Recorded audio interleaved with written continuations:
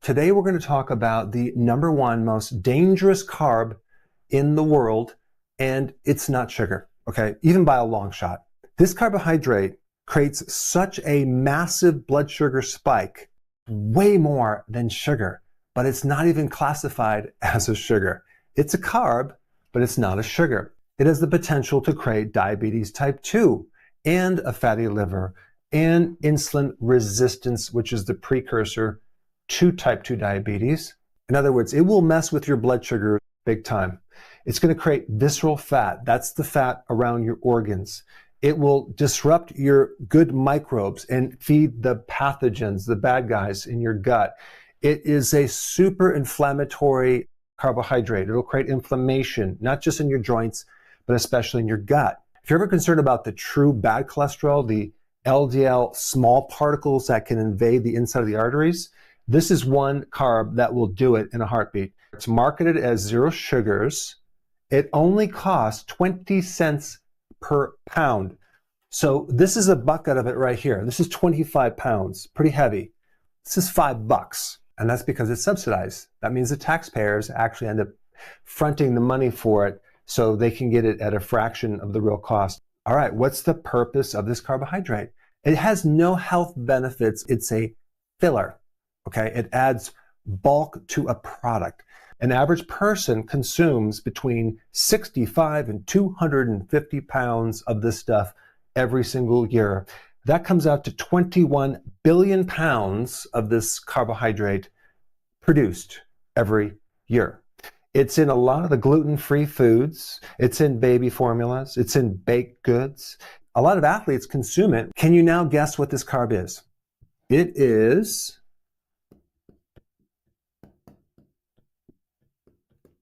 a starch, but not just any old starch, not the potatoes that your grandmother served you. We're talking about industrial starch, modified food starch, cornstarch, maltodextrin. All right, what is a starch? This is a starch right here. We have sugar over here. A starch is a string of sugar molecules on a chain. But when you modify it in the lab, you strip away all the armor. You now refine it and break it down to such a level that these bonds between the sugar become very, very weak and fragile. So when you consume it, it breaks down into sugar so fast, even more than glucose. So when I talk about industrial starch, I'm not talking about these potatoes or even the starch in vegetables. I'm talking about this powder right here.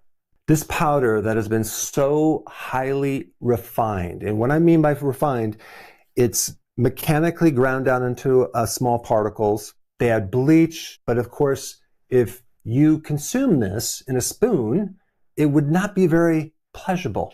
It's not even that sweet unless you chewed it for a while, because if you chewed it, in fact, if you even took a piece of bread in your mouth, it wouldn't be sweet unless you chewed it a little bit and you broke down the bonds to release the sugar, and then it would be sweet. I'm going to run through very quickly just the chemicals that they use in this modification. You really need to know this. One chemical they use is called sodium trimetaphosphate. This has been linked to kidney stress and vascular calcification. It may worsen bone demineralization and accelerate aging process in arteries. Here's another one, vinyl acetate. Vinyl acetate is considered a possible human carcinogen. Here's another one, sodium hypochlorite. This is bleach.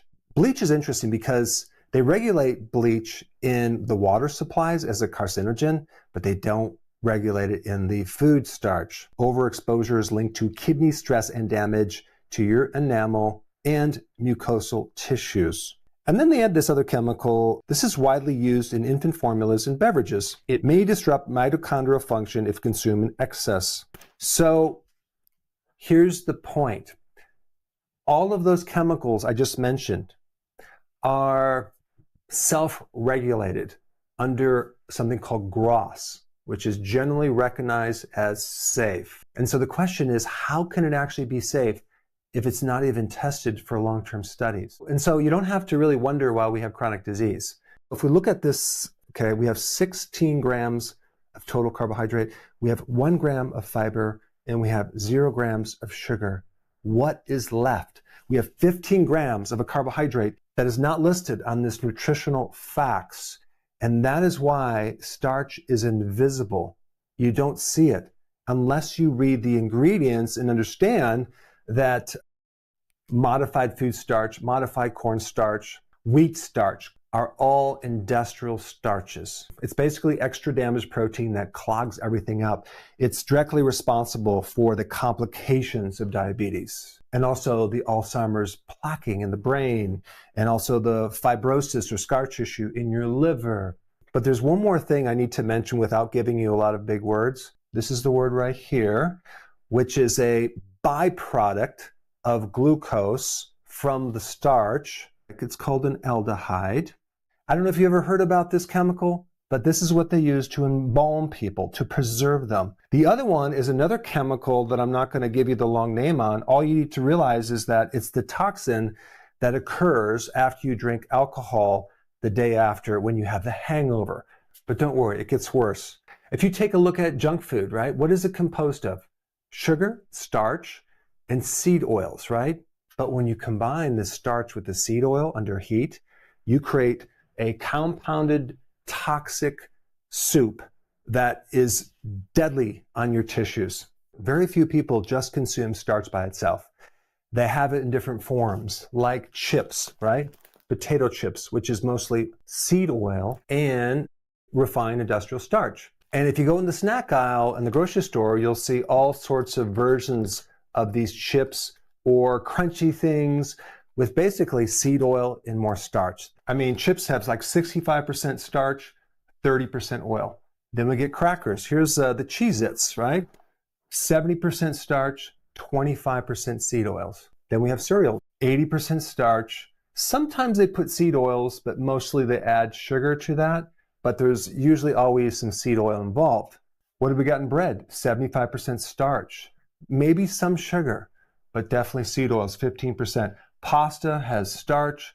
We have 15% seed oils. French fries, 80% starch, 15% seed oils. So what's really bizarre to me is that so many of us have been focused on sugar for so many years, but the starch is actually consumed in way higher quantities, and actually it's more deadly. Now remember, I'm not just picking on starches. I'm not picking on this potato you get from the garden or vegetable starches.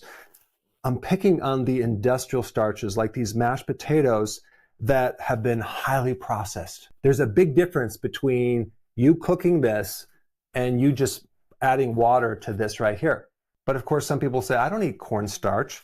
But then if you look in their pantry, they usually have some Pop-Tart or some other food that has modified cornstarch. But because they don't read the label, they don't know. And then they'll tell me, well, it's organic. But look at how much starch and seed oils that are in here. It's the same as non-organic. What's pretty wild is I was in the grocery store the other day and I bought these hot dogs. The third ingredient is modified food starch in hot dogs. Why?